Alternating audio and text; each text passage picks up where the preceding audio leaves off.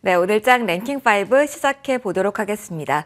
오늘도 시장에서 궁금한 포인트들 콕콕 집어서 정리해 드리도록 할게요. 언제나 두 분과 함께 하는데요. 오늘은 한 분과 먼저 시작하면서 오붓한 시간 먼저 가지고 있겠습니다. 함께 해주실 분은 IS의 이지환 대표님인데요. 인사 먼저 나눌게요. 어서 오십시오. 안녕하세요. 안녕하세요. 저희 먼저 하나씩 열어보면서 시장 이야기 좀 여유롭게 대표님 해보도록 하겠습니다. 자, 먼저 5위 체크를 해보도록 하죠. 가장 헷갈리는 부분일 것 같습니다. 조정이 나오는 이 구간이 기회 요인일까? 본격 조정이 나오는 걸까? 여기에 궁금증이 커지는 시점인 것 같아요. 대표님, 오늘 반도체도 전반적으로 쉬어감이 강합니다. 특히 중소형단에서는 더욱더 흘러내리는 종목이 많고요. 어떤 시선으로 봐야 될까요? 포인트 먼저 정리 듣고 이어가 볼게요.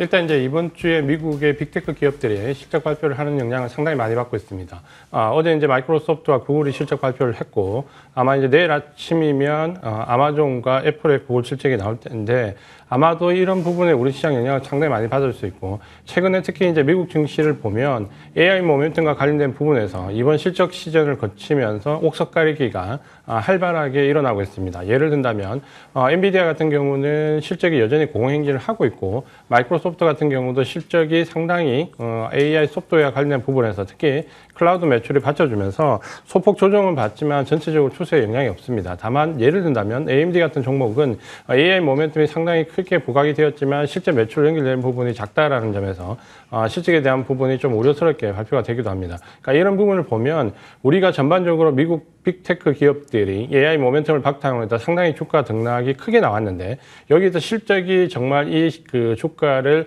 견인할 수 있는 종목과 그렇지 못한 종목으로 아마 옥석이 나뉠 거고, 거기에 따라서 우리 증시에서 받는 기술주들도 관련되어 있는 부분 소재 종목도 등락이 크게 나올 수 있습니다. 아마도 이제 이 부분들이 지금 현재 진행이 되고 있는데, 우리가 단편적으로 보면 아마도 이런 기술주들의 그 조정이 상당히 우려스러울 수 있고, 특히 반도체나 2차전지 관심을 가장 많이 가지고 있는 종목들 섹터군에서 조정폭이 크기 때문에 조금 이런 부분들이 우려스러울 수도 있지만, 또 다른 한편에서 본다면 그동안 미국 증시와 우리 증시가 굉장히 큰 폭으로 디커플링이 났고, 거기에는 미국 종목들이 상승하는데도 불구하고 우리나라 반도체 종목이나 2차전지 종목들 흐름이 좋지 못했다라는 오히려 이제 여기에 한계도 있습니다.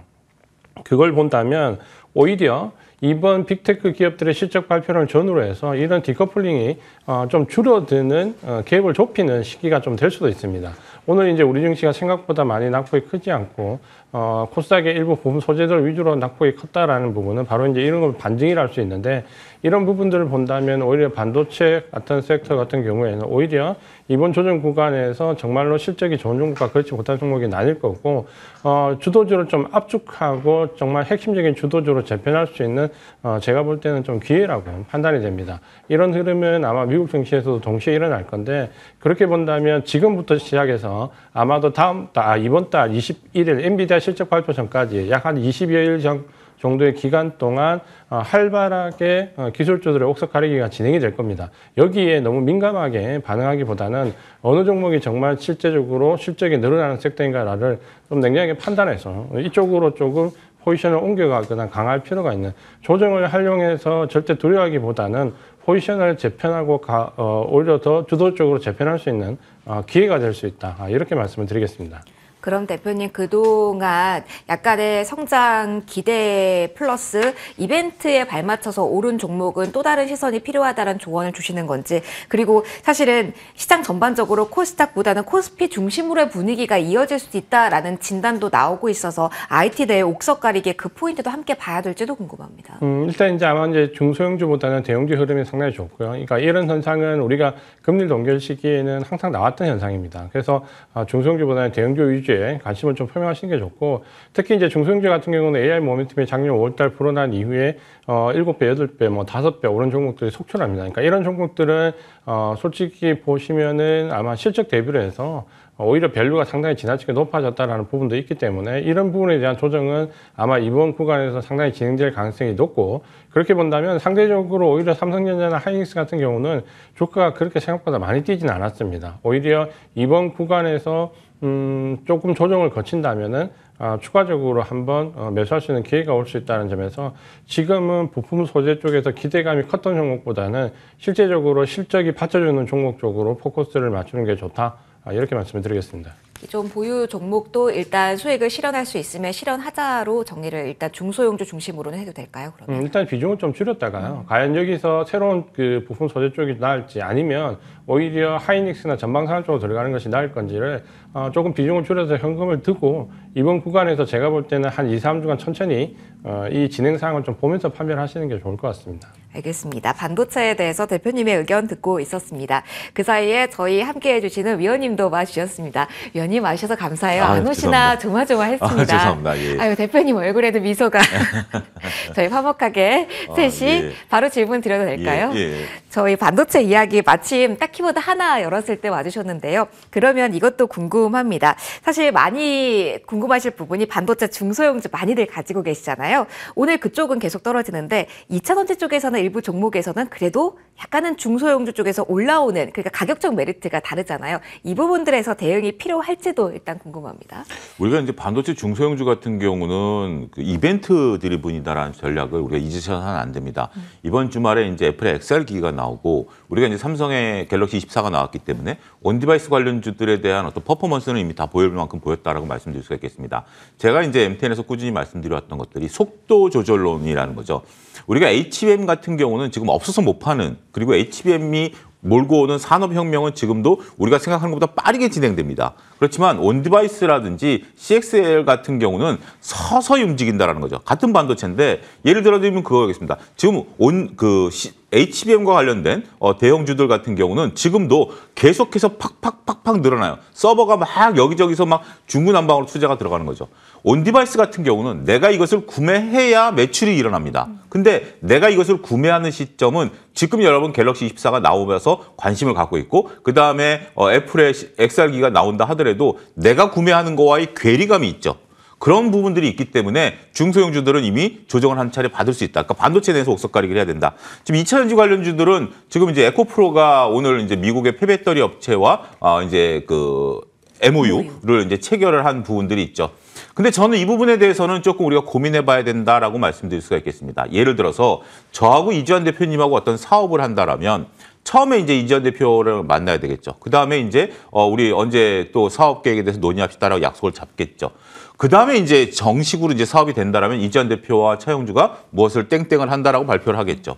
근데 우리가 MOU에서 땡땡까지 발표되는 그 확률을 보면 채 90% 성공률을 그러니까 10% 성공률을 못 가집니다. 굳이 우리가 만약에 저도 사업상 여러 사람을 만나고 다닙니다. 그걸 다 일일이 발표할 필요가 있을까요? 결국 그러면 저는 이제 실없는 사람이 되는 거죠. 차영주가 예를 들어서 뭐 이지한 대표도 만났다가 누구도 만났다가 뭐 막 했는데 맨날 쟤는 만나서 뭐라 한데 근데 결과가 없어 라고 이제 보실 수가 있는 거죠. 저는 그 부분을 놓고 본다라면 왜 굳이 MOU를 서둘러 발표했을까라는 부분들을 약간 제 개인적인 견해요. 삐딱선을 가지고 보긴 하겠습니다. 어찌됐든 지금은 이제 많은 분들이 듣고 싶어하는 얘기를 듣는 것 같아요.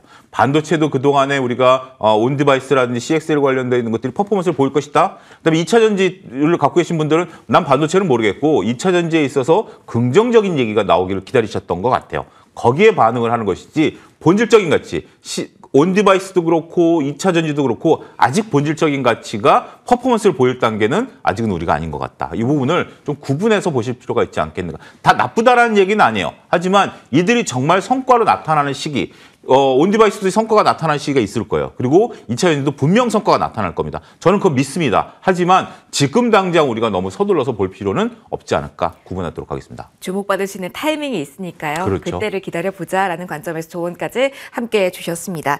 시장 전반적으로 이야기를 좀 하고 있는데 그럼 이것도 궁금합니다. 위원님 이것도 이어서 하나만 받아주세요. 이런 측면으로도 볼 수 있을까요?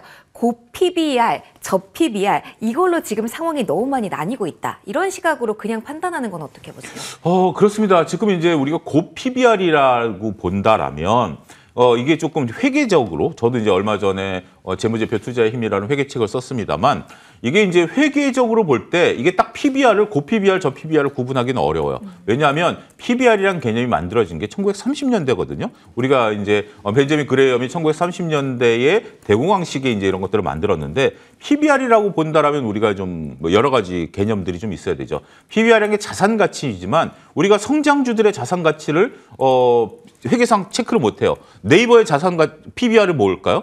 우리가 이제 MS의 그 자산 가치는 뭘까요? 뭐 공장이라든지 서버가 MS의 자산 가치일까요? 아니면 그 갖고 있는 특허권이 자산 가치일까요? 근데 특허권은 우리가 PBR에 들어가지 않는다라는 부분들이 있죠. 어찌 됐든 지금 이제 저는 이렇게 봐야 될 것 같아요. 고 PBR도 그만큼 밸류를 시장에서 부여했었던 이유가 있을 거기 때문에 그거를 우리가 두려워할 필요는 없다라고 봐요. 단지 이제 저 PBR에 대한 부분들, 이것에 대한 부분들인데 저는 두 가지가 맞물렸다라고 봐요. 정부가 이제 여기서 띄어올린 공이 있고요. PBR에 대해서 인식을 좀 다시 하자. 근데 이제 그들이 갖고 있는 땅이라든지 토지 이런 것들이 과연 성장 가치가 있느냐라는 문제는 별개지만 지금 우리가 하나 놓치고 있는 게 있습니다. 제가 MTN에서 저만 얘기하고 다니는 것 같은데 물론 MTN 시청자분들은 다 알겠습니다만 다른 방송에서는 얘기 안 하고 있는 것 같은데 배당과 관련된 매력이에요. 주주환원 정책. 대표적으로 지금 올라가고 있는 게 금융주들.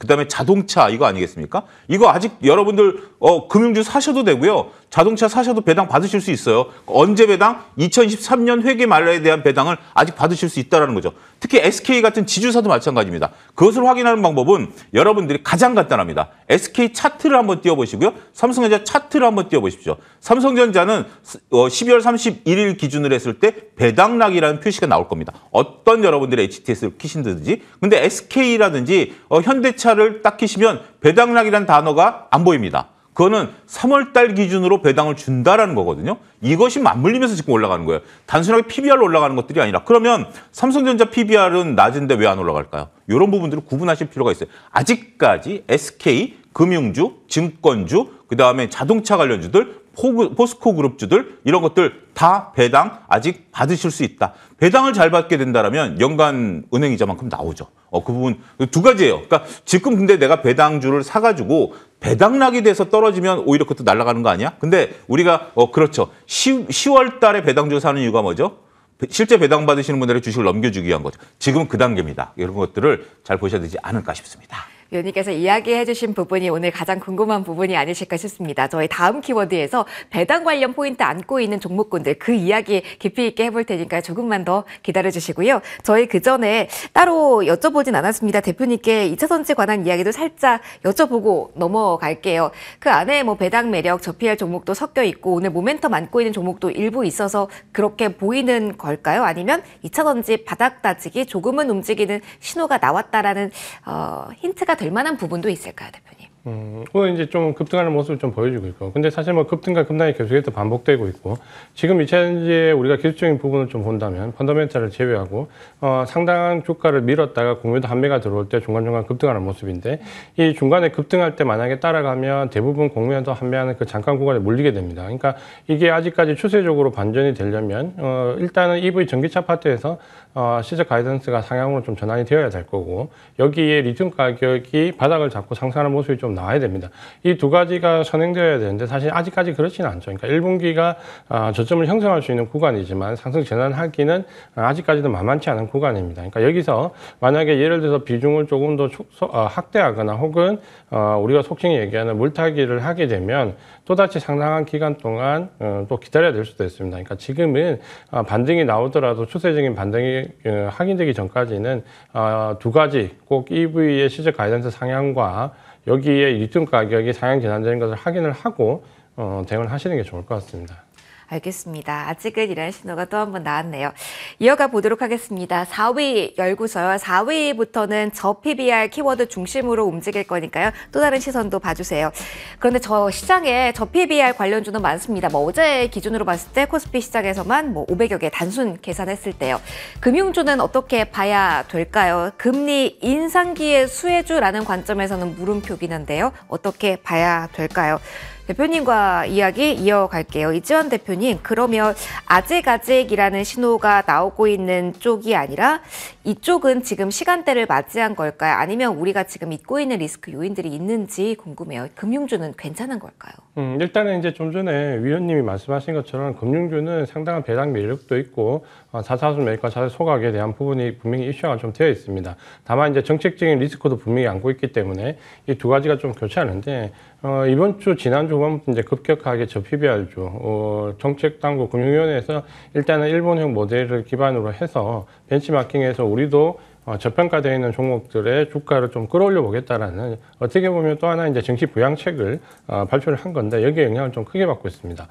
이 중에서 이제 우리가 주주 가치를 제고할 수 있는 부분, 특히 좀 전에 이제 창규 위원님 말씀하셨지만 이거를 획일적으로 우리가 수치만 놓고 비교는 절대 해서는 안 됩니다. 예를 든다면 자동차 업종은 대부분 PBR이 1 미만입니다. 반면에 IT 반도체 쪽으로 가면 대부분 PBR이 2, 3 정도는 되죠. 그러니까 이걸 획일적으로 우리가 구분하기는 어렵고 업종 내에서 혹은 상대적인 평가에서 저평가 종목을 어느 정도 찾아봐야 되는데 중요한 부분은 결국 이제 주주 가치를 얼마만큼 제고할 것이다라는 부분입니다.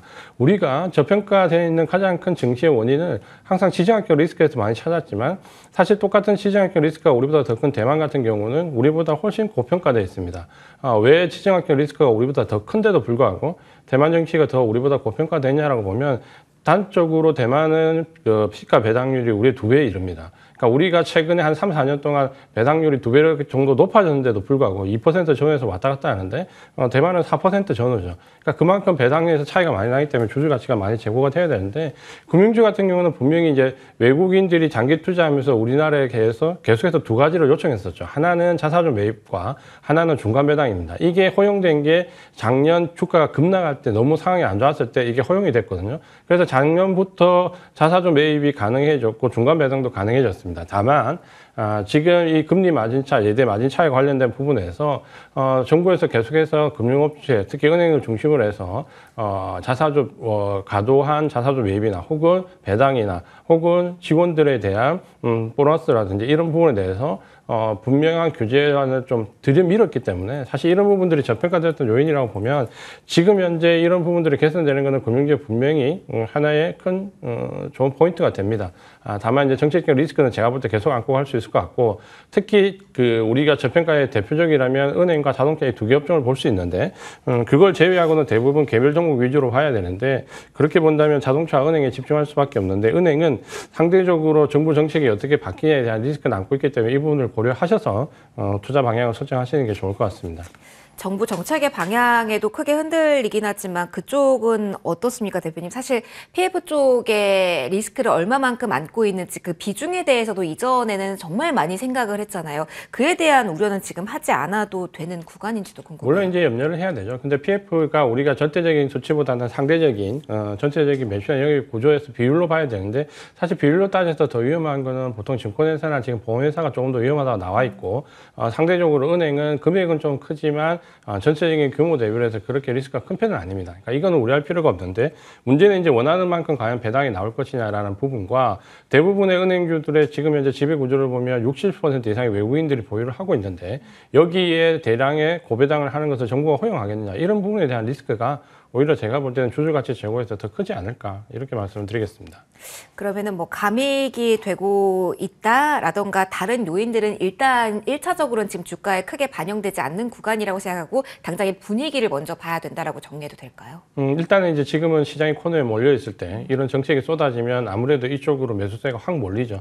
그러다 보니까 어제 오늘 급등했고 마찬가지로 자동차 업종도 역시 급등을 하고 있는데 이게 과연 단기적인 시각으로 갈 것이냐 아니면 정말 정부에서 생각하듯이 장기적으로 진짜 저평가되어 있는 종목들을 끌어올릴 것이냐 그는 정책의 차이에 있습니다. 특히 일본 같은 경우를 우리가 지금 벤치마킹 모델을 하는데 일본은 상당히 강제적인 조항이 많았죠. 그래서 법적으로 안 할 수가 없는 조항들이 쏟아졌는데 과연 우리도 그런 법적으로 강제 조항들이 실현될 수 있을까라는 부분은 제가 볼 때 좀 확인이 필요할 것 같습니다. 상법까지 개정이 되어야지 강력한 압박이 된다라고 저희는 생각을 해야 되는 걸까요? 일본 경우처럼요. 그렇죠. 그렇게 개정되고 일본 같은 경우는 예를 들어서 잉여현금을 자산 얼마 이상 보유를 한다 이렇게 하면 불법으로 아예 규정을 해버렸거든요. 그러니까 이런 부분들이 과연 우리나라에서도 가능할까라는 부분은 어떤 정책이 쏟아질지는 좀 더 확인을 해볼 필요가 있을 것 같습니다. 알겠습니다. 금융에 대해서 질문 조금만 더 이어가도록 할게요.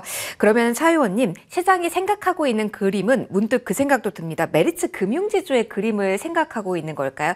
주주 친화적인 기업하면 우선적으로 떠올라서 사실 길게 차트를 놓고 본다면 연속성이 이렇게 나올 수 있을까라는 기대를 해도 되는 건지 아니면 지금은 계속 물음표가 단기적으로만 봐야 되는 구간인지. 이게 참 주식이라는 게 어려운 게 저도 이전 대표님 생각에 100% 동감을 하면서 주식 금융주들을 보고 있는 상태이거든요.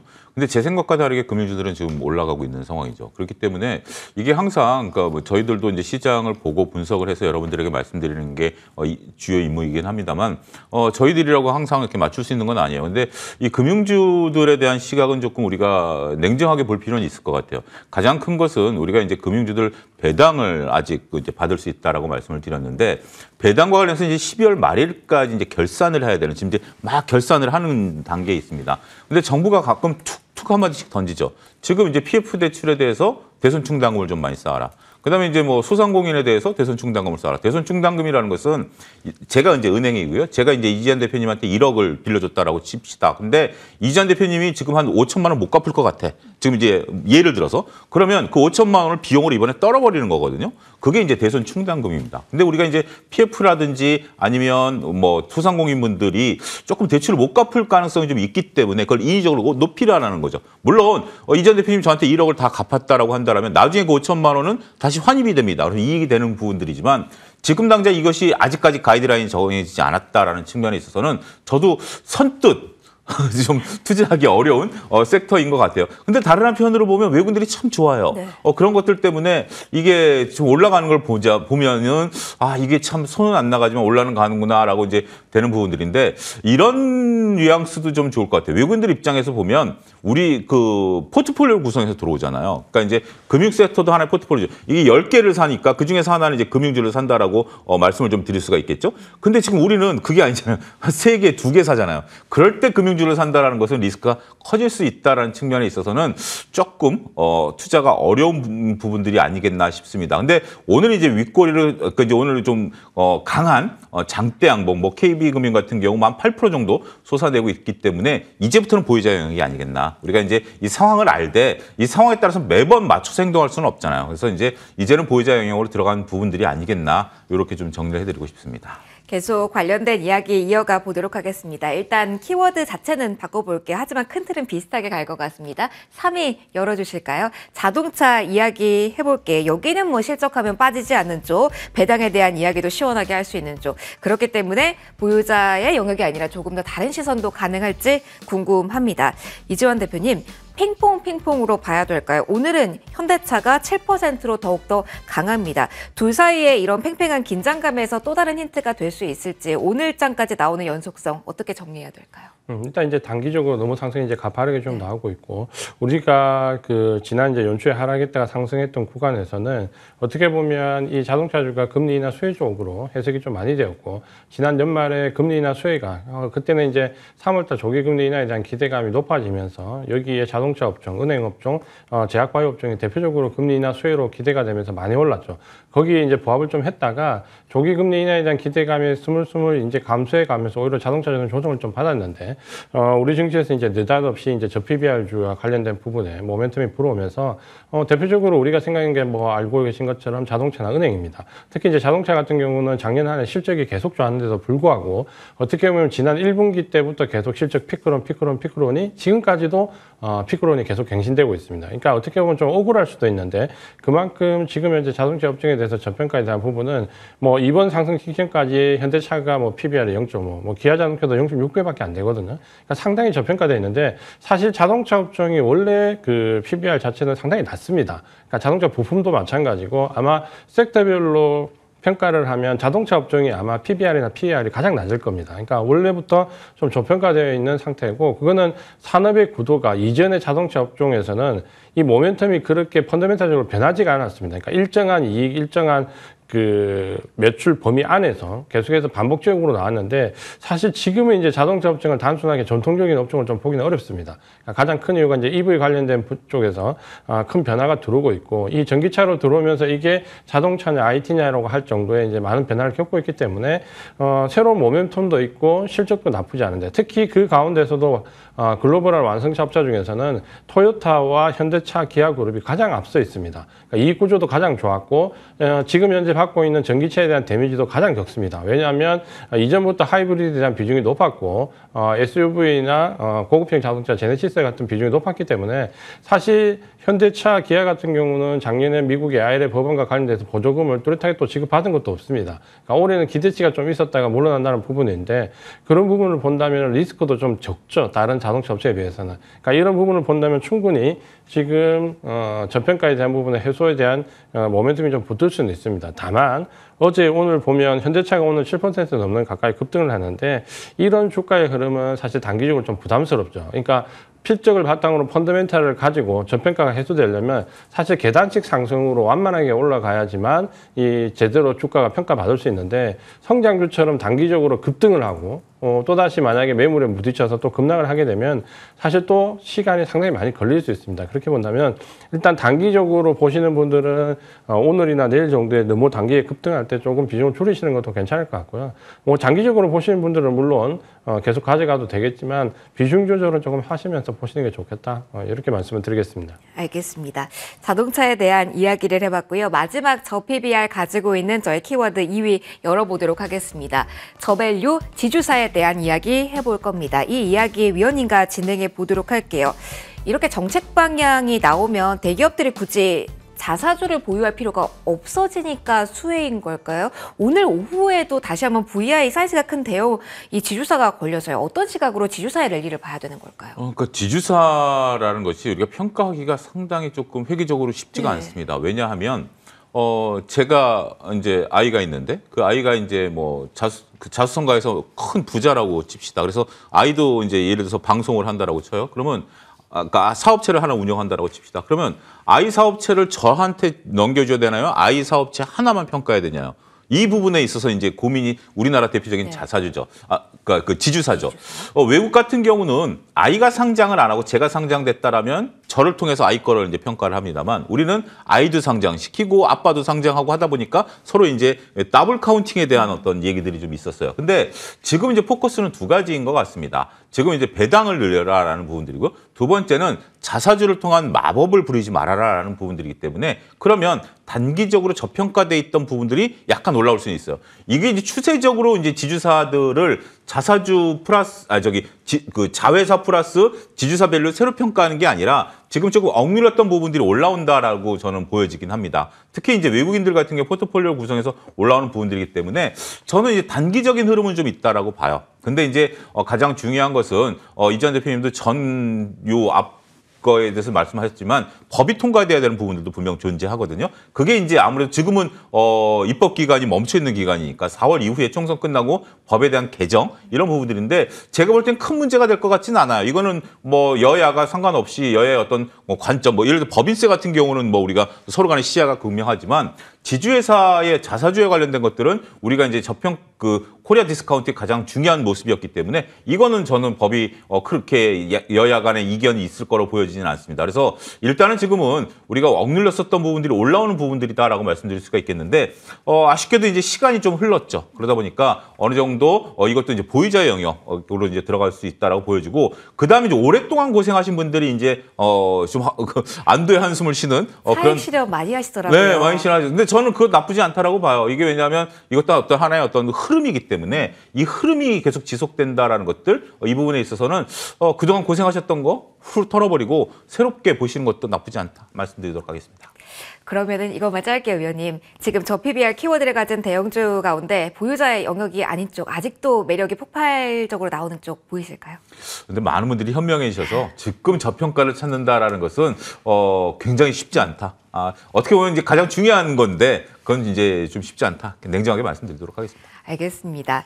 포인트 여러 가지 이야기 해보고 있습니다. 마지막 키워드 듣고 저희 시간상 마무리해야 될 것 같습니다. 오늘은 정책 그리고 마지막 또 정책 이야기 하고 끝내도록 하겠습니다.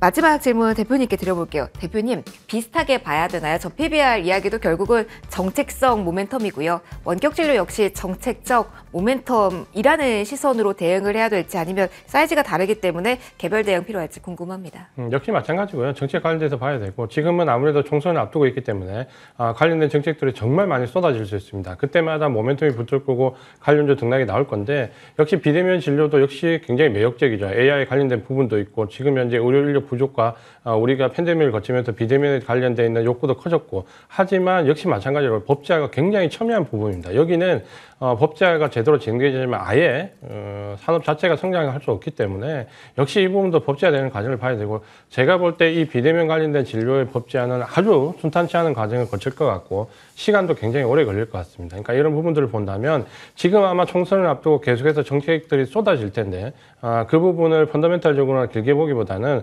짧은 관점에 모멘텀으로 대응하시는 게 좋다 이렇게 말씀을 드리겠습니다. 알겠습니다. 어떻게 봐야 될지에 대한 정리 받아봤습니다. 올자 랭킹5는 여기서 정리해야 될 것 같습니다. 두 분과 함께했습니다. ISL 이재환 대표, 차영주 MTN 전문위원 오늘 말씀 고맙습니다. 인사드릴게요.